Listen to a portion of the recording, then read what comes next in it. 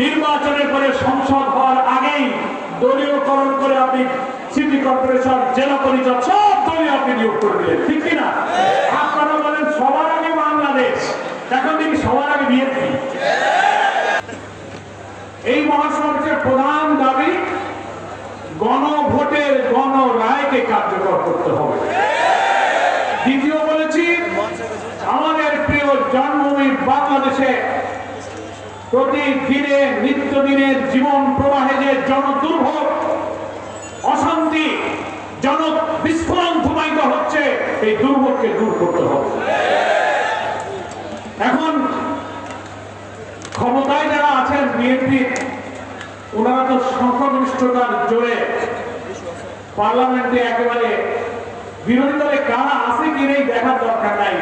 ওনারা বলে আমরা সংখ্যাগরিষ্ঠ, পার্লামেন্টারি পলিটিক্সে তারা বলতে চান মেজরিটি রুলই হচ্ছে ডেমোক্রেসি, সংখ্যাগরিষ্ঠ আসন দিয়ে তারা দেশ চালাতে চান। ঠিক আছে, আপনারা নির্বাচিত হয়ে যেভাবেই হোক এসে গেছেন, ইলেকশন ইঞ্জিনিয়ারিং করেছেন, ফলাফল ম্যানিপুলেশন করেছেন, বিএনপি অভ্যন্তরে লুকানো কিছু গুপ্ত উপদেষ্টা ছিল যারা ইলেকশন ইঞ্জিনিয়ারিং করে বিরোধী দলের অনেক নেতাকে ইচ্ছা করে হারিয়ে দিয়েছে। তা না হলে 11 দল আমরা প্রায় 180-র মতো আসন পেতে যাচ্ছে না। ফলাফল ঘোষণা হচ্ছিল, কিছুক্ষণ পরে হঠাৎ সমস্ত মিডিয়াতে ফলাফল ঘোষণা বন্ধ হয়ে গেল। রহস্যজনক ভাবে রেজাল্ট ম্যানিপুলেশন করে আমাদেরকে অর্থাৎ বিরোধী দলে ছেড়ে দেওয়া হলো।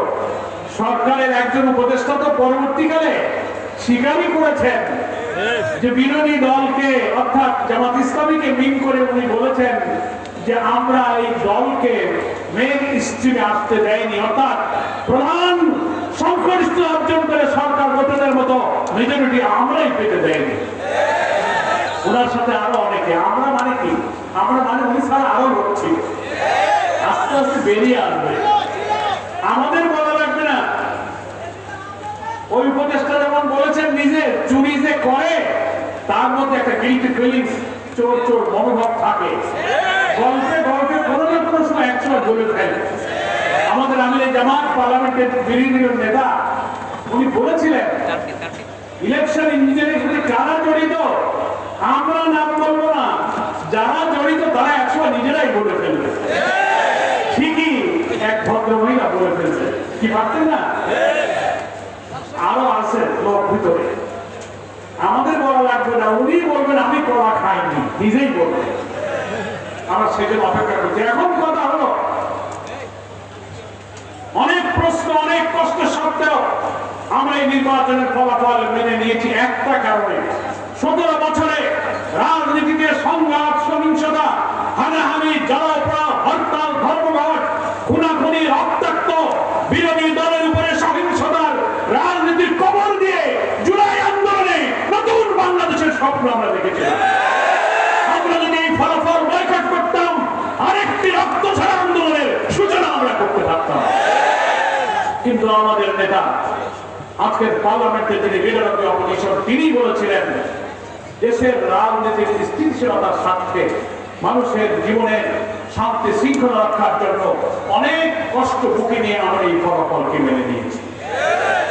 তার অর্থ এই নয় যে আপনাদের ইঞ্জিনিয়ারিং জোর করে আপনারা যে ভোট ছিনতাই করেছেন, ফলাফল ছিনতাই করেছেন, এটাকে আমরা কিন্তু স্বীকৃতি দিচ্ছি না। আপনারা ঠিকই ভোট চোর হিসেবে ইতিহাসে স্মরণীয় হয়ে। আমি মূল কথায় আসি, গণভোট হয়ে গেল 12 ফেব্রুয়ারি, মনে আছে তো? এখন কি মাস? জুন মাস চলে যাচ্ছে। মার্চ 12 তারিখে পার্লামেন্ট বসেছে, এপ্রিল, মে, জুন, 4 মাস চলে গেল। গণভোটের 70% মানুষ রায় দিয়ে শেখ হাসিনার ফাঁসিবাদের বিদ্যমান রাষ্ট্র ব্যবস্থার যে সমস্ত আইন কানুন, নির্বাচিত প্রধানমন্ত্রীকে ফাঁসিবাদী, অত্যাচারী, কর্তৃত্ববাদী, দুর্নীতিবাদ করে তুলল,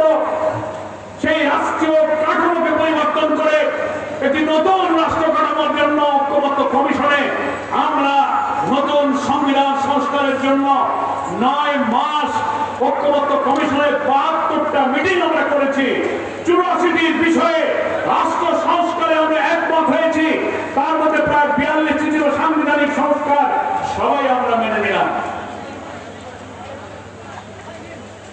জাতীয় সংসদের দক্ষিণ প্লাজায় সকল ফ্যাসিবাদ বিরোধী দল আমরা জুলাই সনদে স্বাক্ষর করলাম। এই জুলাই সনদে নতুন বাংলাদেশ, মানবিক বাংলাদেশ, বৈষম্যহীন বাংলাদেশ, দলীয়করণ মুক্ত বাংলাদেশ, দুর্নীতি মুক্ত বাংলাদেশ, নতুন বাংলাদেশ স্বপ্ন দেখার জন্য এমন কিছু সাংবিধানিক সংস্কার আমরা করেছিলাম। সেই সংস্কার প্রস্তাব যদি বাংলাদেশের সংবিধান সংস্কার পরিষদের অধিবেশন থেকে মানা হতো, সংবিধান সংস্কার করে সংবিধানের তফসিলে অন্তর্ভুক্ত করা হতো, তবে এমন একটি রাষ্ট্র কাঠামো গড়ে উঠত। এই 4 মাসে নির্বাচন হতো, যেই প্রধানমন্ত্রী হতো সে আর অন্তত হাসিনার মতো ফ্যাসিবাদী হয়ে উঠতে পারত না। এখন বিএনপি কেন গণভোটের রায় মানতে চায় না, এই কারণটা আপনাদেরকে বলুন। অনেকে মনে করে পার্লামেন্টে সালাউদ্দিন সাহেব, স্বরাষ্ট্রমন্ত্রী, আইনমন্ত্রীরা ঐক্যমত্য কমিশনের লাল বই দেখায় বলে জুলাই সনদের সব অক্ষরে অক্ষরে মানব, শোনেন না? আর 11 দল বলে না, ওরা মানে না, গণভোটের রায় তোমাদের মানতে হবে। পাবলিককে ওরা সমানকারে ফাঁকি দিয়ে বুঝাতে চায় যে দেখো আমরা তো জুলাই সনদ অক্ষরে অক্ষরে মানতে চাই, কিন্তু 11 দলের নেতারা বলে যে না, মানতেছে না, এটা মানতে হবে। এই যে মানতে চাই আর মানতে হবে, এর মাঝখানে ফাঁকটা কোথায়, এটা বোঝা দরকার আছে কিনা বলেন? ফাঁকটা হলো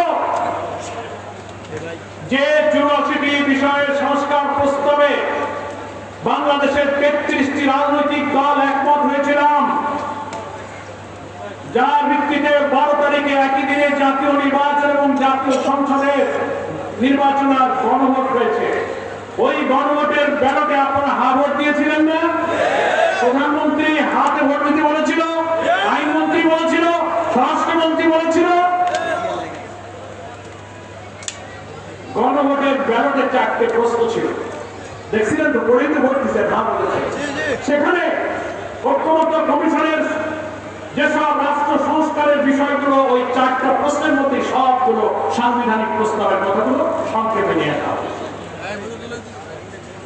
এই প্রস্তাবের গুরুত্বপূর্ণ রাষ্ট্রীয় সাংবিধানিক ব্যাপারে ঐক্যমত্য কমিশনের ওই বইতে এবং বৈঠকে বিএনপি নোট অফ ডিসেন্টে বলেছে এগুলো আমরা মানি না।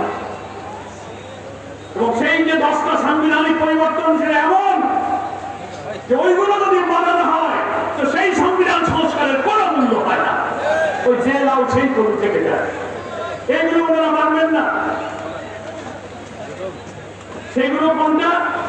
গণভোটের গণরায় কার্যকর হলে সেইগুলো মানতে ওনারা বাধ্য হবেন। কারণ ওনারা যে 10টা বিষয়ে দ্বিমত করে নোট অফ ডিসেন্ট দিয়েছেন, গণভোটের 4টি প্রশ্নে 5 কোটি মানুষ 70% ভোট দিয়ে বিএনপি নোট অফ ডিসেন্টকে খারিজ করে বাতিল করে দিয়েছে। সেগুলো কি? সেখানে বলা ছিল উচ্চ কক্ষ পার্লামেন্টে আপার হাউস, লোয়ার হাউস হবে, উচ্চ কক্ষে 100 আসন পিআর পদ্ধতিতে সব দলের মধ্যে ভাগ হবে, অর্থাৎ প্রাপ্ত ভোটের আনুপাতিক হারে সব ভাগ হবে। বিএনপি বলেছে না, তা হবে না, যারা যে কয়টা সিট পাবে তার ভিত্তিতেই উচ্চ কক্ষের 100 আসন ভাগ হবে। 100 আসন যদি বিগত নির্বাচনে 11 দল যে ভোট পেয়েছে, তা যদি ভোটের আনুপাতিক হারে ওই 100 আসন ভাগ হয়, তাহলে আমরা 11 দল প্রায় 40-42টা উচ্চ কক্ষে আসন পাই।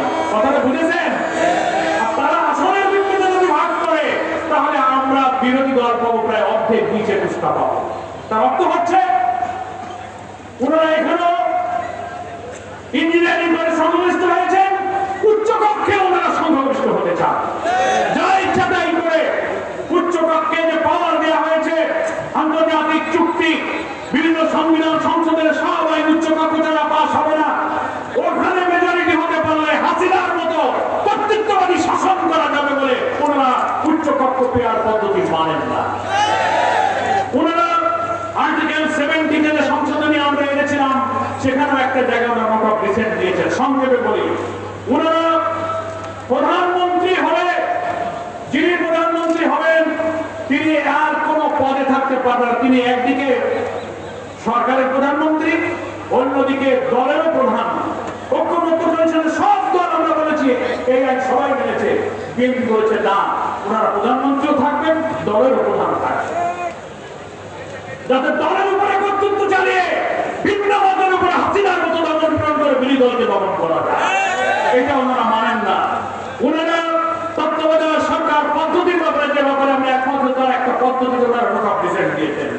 ওনারা সরকার বাংলাদেশের প্রধান বিচারপতি, আপিলের ডিভিশনের বিচারপতি, অডিটর জেনারেল, কন্ট্রোলার জেনারেল, দুর্নীতি দমন কমিশন, পাবলিক সার্ভিস কমিশন, সরকারি চাকরি, এই যে জুলাই আন্দোলনের আসিফ নজরুল, সজীব ভুইয়ারা কোটা নয় মেধার ভিত্তিতে সব জায়গায় দিতে হবে বলে পিএসসিতে যেমন দলীয় লোক, ছাত্রলীগ বা কোনো দল না যায় সেজন্য তাদের আন্দোলন করছিল। এই বিএনপি নোট অফ ডিসেন্ট দিয়েছে। বাংলাদেশে বিদ্যমান ব্যবস্থায় পিএসসি, দুর্নীতি দমন কমিশন, সমস্ত সাংবিধানিক পদে নিয়োগে রাষ্ট্রপতি আর প্রধানমন্ত্রী অসীম ক্ষমতা দেওয়া হয়েছে। আমরা সংস্কার বলেছিলাম প্রধানমন্ত্রী অসীম ক্ষমতা লাগাম টানতে হবে, রাষ্ট্রপতি প্রধানমন্ত্রী ক্ষমতা ভারসাম্য আনতে হবে।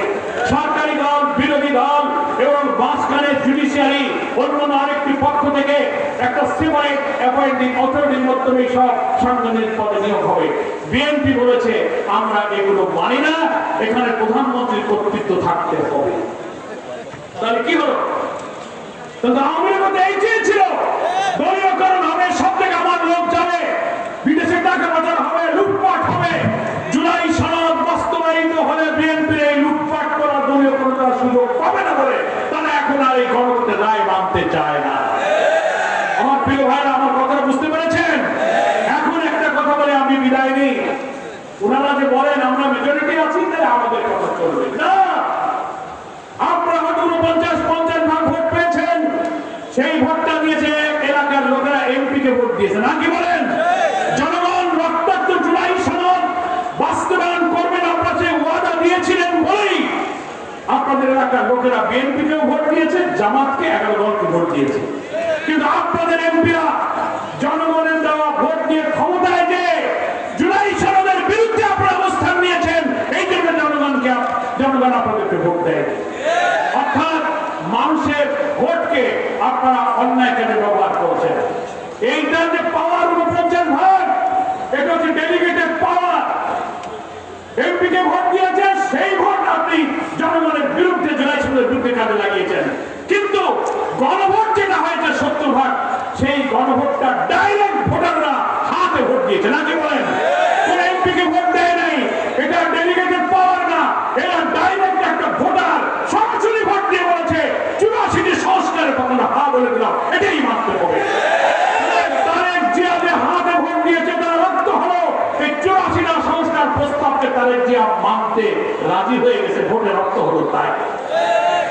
কথা বুঝে আসছে?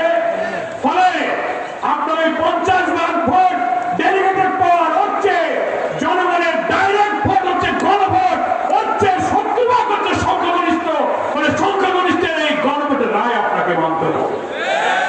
আপনাদের সংবিধানের যুক্তি এখানে খাটে না, সংবিধান আমরা সব জানি।